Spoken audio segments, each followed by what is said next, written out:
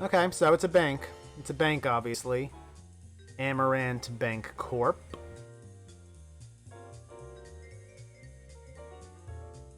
Trading activity isn't bad. Pretty fairly actively traded.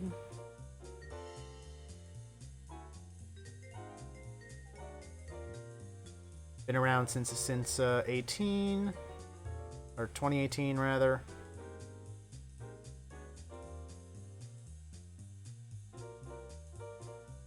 I'm going to say that this has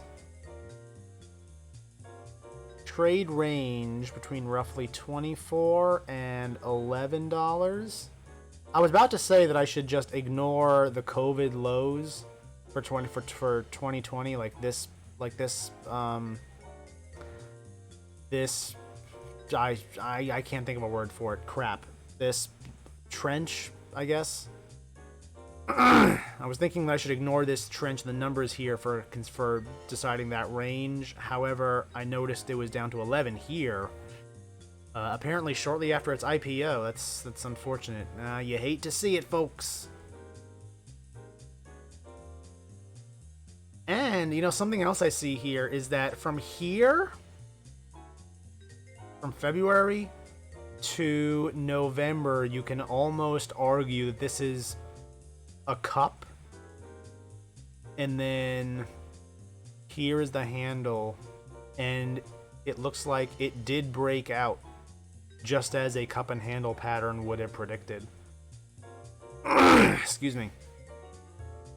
So that's interesting. So it's past. Question is, where is it right now? I want to read about this. I want to read about this company. I want to read about these all right, 2020 was obviously a rough year. Sure, it was rough for everybody. Seems like they're coming out of it. Revenues are going up. Last 2 quarters seems like they've stagnated somewhat. However, revenues are earnings are increasing. That's an interesting pattern. Not too sure what to make of that. Operates as a bank holding company for Amerant. I'm guessing I'm saying that right. Amerant Bank. Provides banking products and services to individual businesses in the United States. So it's not regional? So it's not regional.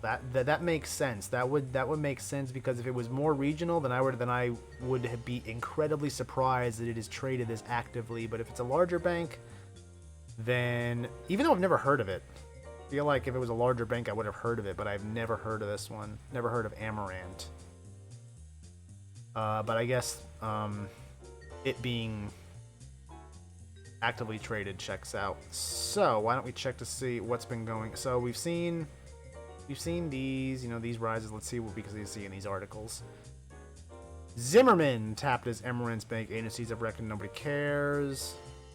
We announced second quarter financial results in conference call July 22nd. Ooh, that's 4 days from now.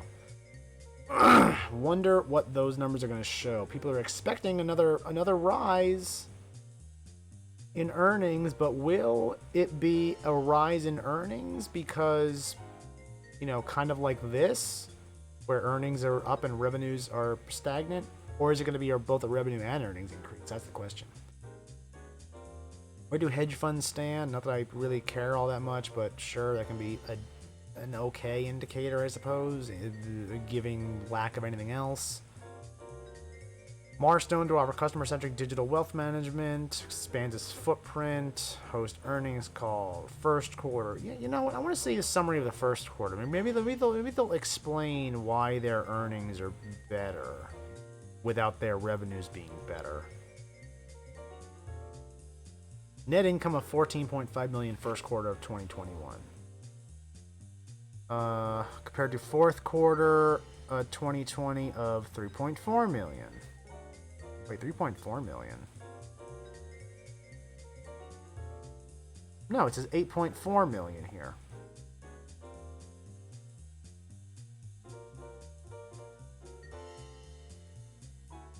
Oh. Sorry, I misread this. I was attributing this to this when I said to you this. 8.5 fourth quarter 2020. Yeah, okay, that makes sense. Pleased to report improved results. Net income of up 70% from 85 first quarter. No provision for loan loss. I don't see anything to get me terribly enthused. The only thing that I can really see being good for this into the future is if they continue those earnings increases, either by just having straight up more earnings or either by having more earnings and more revenues. I know I've said before that I focus more on earnings, but it would be nice to see revenue increases also, because you can only have as much earnings as you have revenues. So if your earnings keep going up but your revenues stay the same, that almost caps how far your earnings can go. I don't know. I'm kind of neutral on this. I can go either way. It honestly kind of depends on how that earnings report is going to look this next week. And that is because I know I pointed out that earnings increase these past 2 quarters. And kind of going by scientific method here, if that makes sense. Because once is a fluke, twice is coincidence. So having those earnings go up twice, especially with the revenues being flat like that could be coincidence. And then third time it's proven. So this upcoming earnings report is what is going to either establish or break this pattern.